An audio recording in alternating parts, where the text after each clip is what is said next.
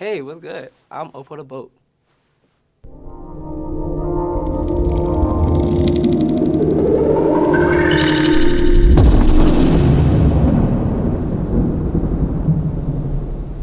On a scale of 1 to 10, I'm stressed. I'm stressed, but I'm tired. I got a lot of shit going on. You ever see like in cartoons where like people have like star eyes, like shh. It feels like that, but like very like animated and on fire. And I'm just like, yo, Like you're excited? yeah, excited, but it's like excited, but you know how like fire has like a negative connotation and positive as well. Mm. It's like that. As of now, this whole apple cider run has been very tough. Um, Tough in a good way, like positive. It's been active. Um, you know, apple cider in Brooklyn, March 7th. Pop out, pop out, pop out, pop out, pop out. You know, I'm gonna conjugate this. The pop out will be tough. The pop out was fantastic. The pop out was fantastic. If you missed it, catch the next one. You know what I'm saying? For whenever, whoever, however you see this. But yeah, no, that's just been really cool. But then beyond just like that, those like that, what it takes to like actually coordinate those events, or what it takes to like um perform or practice or like whatever. It's just like, yo, even while you're doing one major project, you have to be thinking about what are the next 3 to 5 possible projects, because things go in and up and down, all that. So I would say like especially if you're like first generation or you're within the black community and stuff like that, like I think I think it's just an experience that really does like make you think, wow, I didn't know people were still trying to make art like this. And I think that's actually a really cool thing about it. um One, I was even thinking about how like the film, like, although it's cool to inspire kids to like learn how to write and learn how the importance of like literature, or the importance of just like using your art to produce good in the world. I also think it's cool because when I see the older people who like have seen it, it's almost like it's reminding them like, yo, it's important to tell stories. Like it's important to like do these kind of narratives. Like this is something I'm doing at 24, but I'm like, I actually want the project to have like a life value of like 100 years. You know what I'm saying? Like I want people to be able to like, yo, this is a folktale, or this is something we remember. But if it's like a file or whatever that's happening in this digital age. One thing that I think people aren't really addressing right now that's mad important is the erasure of like culture and the rewriting of history.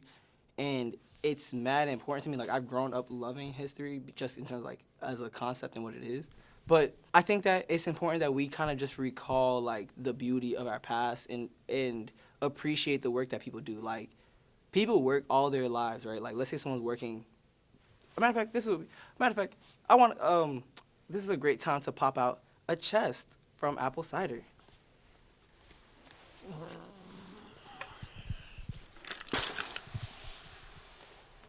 Well, it has appeared, the chest. Um, so for example, right, this chest is art. I don't know when this was made, but this comes from my mom. You know what I'm saying? So my mom had a chest in her room and stuff like that, and she would have like jewelry and stuff. Da da da. Open up, you can see the jewelries and stuff in it. And I don't know, like my mom's influence is just obviously big in like my whole family life and whatnot. Um, but over time, right, like the things that I went through in my life, let this chest, which is I'm pretty sure made in Ghana and stuff like that, carved and whatnot, still have value into the current world. Now I have no idea who made this. You know what I'm saying? But I know that the aesthetics of it, the adinka on top and stuff like that. Yeah, like I think these kind of things, it keeps this culture alive. You know what I'm saying? It keeps not only the culture, but like the masterful person who put their work into this. It keeps alive my mom's story. It keeps alive my own story, because again, like time passes, but I don't think that we should just forget the great people who did exist. As you know. So my feelings on controversy, man. I for those who be into astrology, Aquarius moon, da da da, and yeah, for those who really into it, yes, I said it again, Aquarius moon type shit. With that being said, I'm a person who I'm very much like I want people to understand that like if shit is not okay, it's okay to be like this is a problem. But also, I'm not necessarily saying like, oh, more so being chaotic, but I'm more like I care less about controversy and more about people doing what they genuinely believe is true to them or moral to them or what they should do.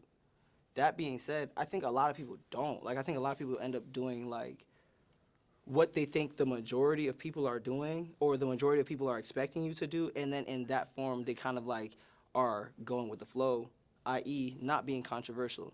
Bro, like for example, even today, like my friends will tell you like I'm someone who I can get dressed up, I can get cute and stuff like that, but then there's other days where it's like, yo, I be working 24/7, you know what I'm saying? So it's like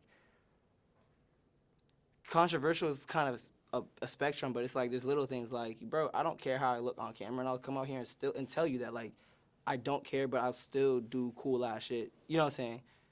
That's not me throwing shade. It's literally just like I think it's important that someone breaks the narrative that oh, to be an artist you gotta be looking a certain way 24/7, because real artists who are actually doing work get fucking dirty. You know what I'm saying? Like not even dirty. It's just most real artists who really doing shit don't always got the bread because they're putting shit into passion.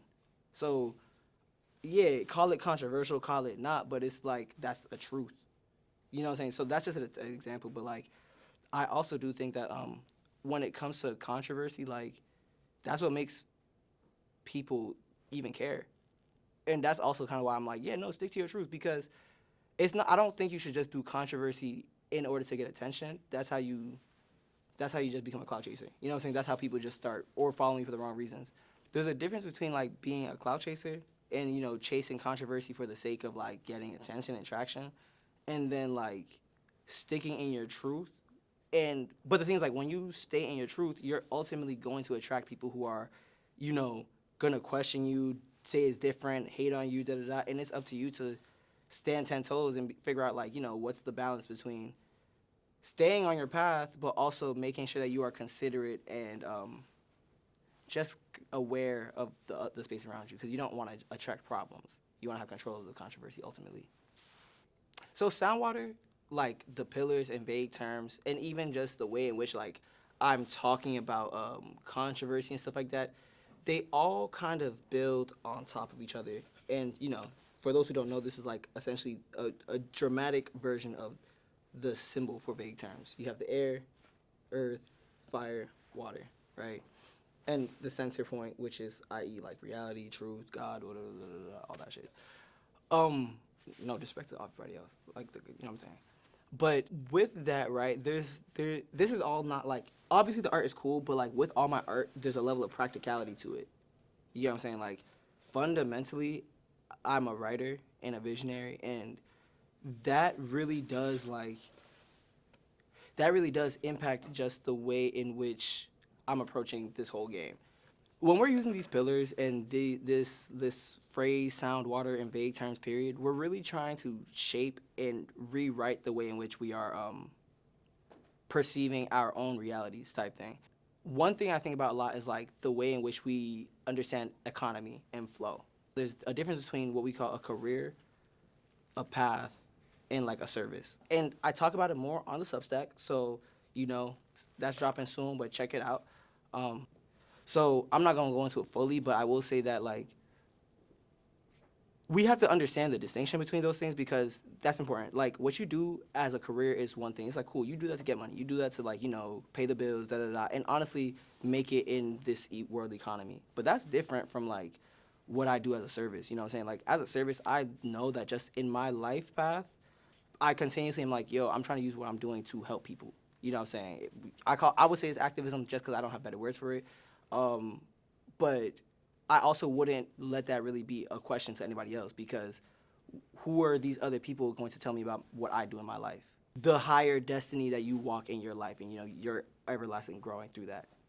And from a service, you then have even a path, which is more so like, yo, through this path, you walk and you do these things. Bro, I be jacking that I have the path of a prophet, and it's like, there's clearly a lot of reason why it's like, yo, if you're going to make these kind of bold claims, oh, you're an activist, or you're doing whatever kind of prophetic work, or even if you're like, yo, I'm an artist, people will still try to G-check you, and that's why it's so important. Like, in Soundwater, we talk about, like, the difference between having invested communities versus neglected communities. Not everyone is your op. Not everyone who has money is a bad person per se, but there's people who, because of many different reasons, society has invested in them a lot more.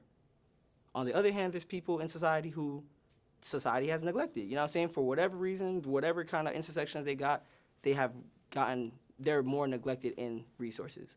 With Soundwater, I really want to be able to, like, at least for myself, but in the culture, like, have it be a space where we're almost like, I can't think of the proper word right now, but like a good vessel or conductor of not only just resources, but energy and consciousness from those invested spaces to the neglected spaces to help leverage and create, again, sound waters for everyone to vibe out in.